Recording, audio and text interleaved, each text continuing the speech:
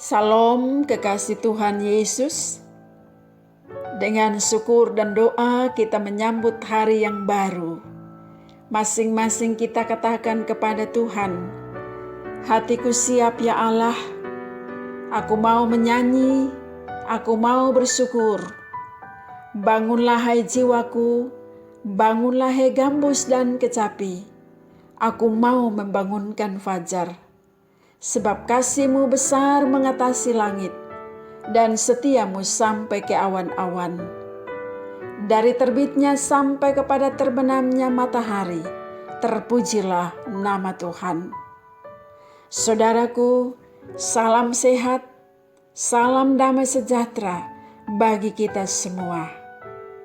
Ada pendapat bilang begini, cerah dan mendungnya hidup sepanjang hari ini sangat tergantung dari cara bagaimana orang mengawali hidup ini.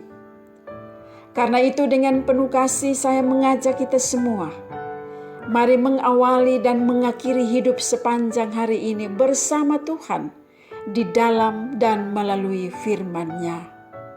Firman Tuhan saat ini akan kita baca dari kitab Kejadian pasal 22 ayat 2. Sebelum kita membaca dan merenungkannya, kita berdoa. Bapa kami di sorga, Bapa yang kami sembah di dalam anak-Mu Yesus Kristus, Tuhan dan Juru Selamat kami. Kami bersyukur kepadamu karena kami masih diberi kesempatan untuk hidup dan berkarya. Tolonglah kami dengan firman-Mu untuk membimbing dan mengarahkan kami. Karena itu berfirmanlah kepada kami, ya Tuhan, kami siap mendengarkannya. Amin. Saudaraku, berita Alkitab dari Kejadian 22 ayat 2 tertulis sebagai berikut.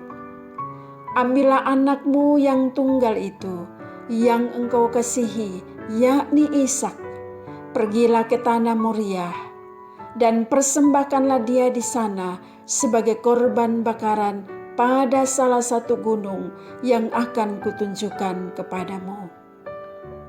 Saudara yang kekasih, sukar sekali bagi Abraham untuk mengerti akan kehendak Allah. Ambillah anakmu yang tunggal itu, yang engkau kasihi, yakni Ishak, dan persembahkanlah dia sebagai korban bakaran. Kita bisa renungkan bahwa tidak ada seorang pun yang dapat mengerti akan perintah Allah seperti itu. Terlalu sukar, termasuk Abraham, sukar sekali mengerti akan perintah Allah. Perintah Allah itu bukan sekedar perintah biasa, saudara, melainkan perintah yang mencabik-cabik hati nurani seorang ayah terhadap anaknya sendiri. Sebuah cawan pahit disediakan di hadapan Abraham dan dia harus meminumnya.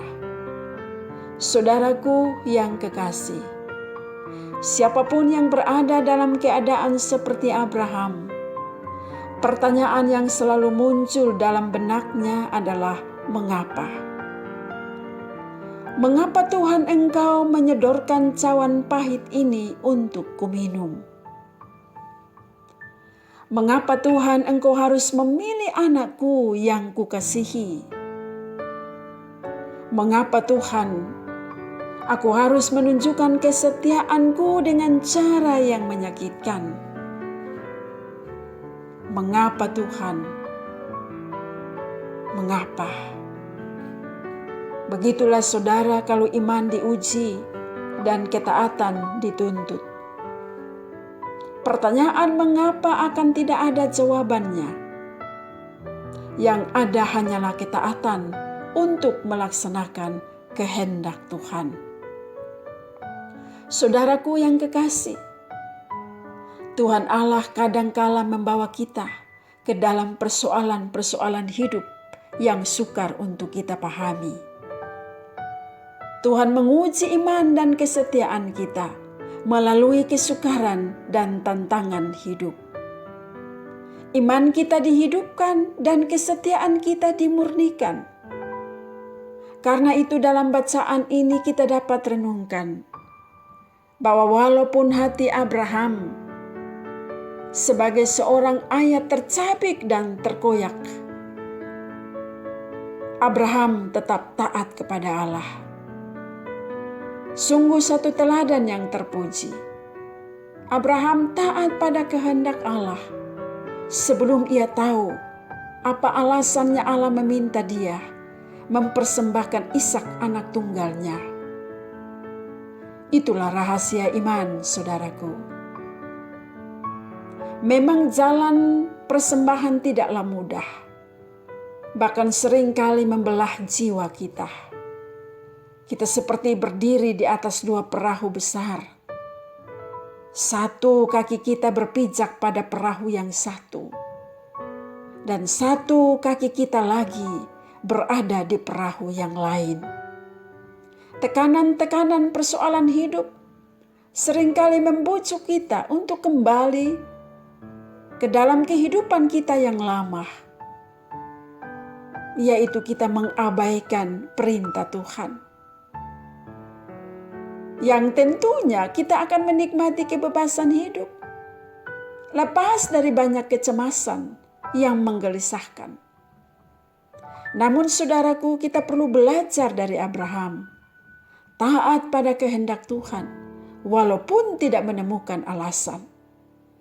Taat pada kehendak Tuhan, seberapapun harga yang harus kita bayar. Terus maju, berjalan semakin tinggi ke gunung Tuhan, dengan kesetiaan dan ketaatan tanpa terguncang sedikit pun. Saudara yang kekasih, ketaatan adalah kunci yang tak dapat ditawar-tawar lagi untuk mengalami kehadiran Allah, Yehova Jireh. Ketaatan memang tidak selalu menyenangkan, bahkan pada kenyataannya menyakitkan.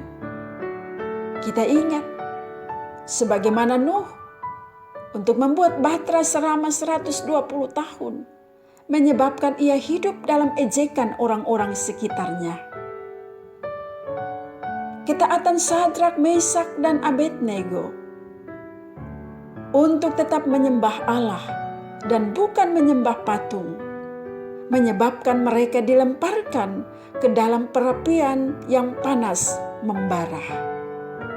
Kita ingat juga ketaatan Paulus untuk menerima panggilannya sebagai hamba Yesus Kristus, menyebabkan hidupnya yang setia itu terancam oleh kematian. Demikian pula ketaatan Yesus untuk meminum cawan yang pahit, menyebabkan Yesus harus menerima penghinaan, siksaan, bahkan kematian yang mengerikan. Ketaatan tidak selalu menyenangkan, bahkan seringkali menyakitkan, saudaraku. Namun bagi mereka yang mau taat pada kehendak Allah, dia dapat membayar harganya. Bagaimana dengan ketaatan saudara dan saya kepada Allah? Sikap ketaatan kita dapat kita wujud nyatakan bila kita rela berkorban, merasa sakit akibat dari konsekuensi ketaatan itu sendiri. Saudara, harga sebuah ketaatan itu memang mahal, tidak murah. Tapi semahal apapun, mari kita belajar untuk membayarnya. Sebab Tuhan yang kita imani di dalam Yesus Kristus, Dia telah lebih dahulu taat sampai mati di atas kayu salib.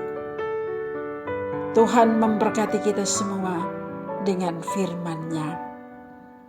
Mari kita mengucap syukur kepada Tuhan di dalam doa. Ya Bapa kami mengucap syukur buat firman-Mu yang telah kami dengar.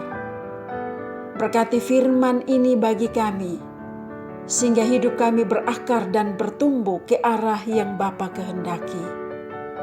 Pimpinlah dan sertailah seluruh hidup dan karya kami sepanjang hari ini. Berkat yang berasal daripadamu Bapa, kiranya tetap menjadi bagian dalam hidup yang kami jalani dengan berbagai pergumulan di dalamnya. Saudaraku, arahkanlah hati dan pikiranmu kepada Tuhan dan terimalah berkat-Nya. Diberkatilah hidupmu dimanapun engkau berada. Diberkatilah pekerjaanmu. Diberkatilah kebutuhanmu. Diberkatilah engkau pada waktu masuk, dan diberkatilah engkau pada waktu keluar, dari sekarang sampai selama-lamanya. Amin.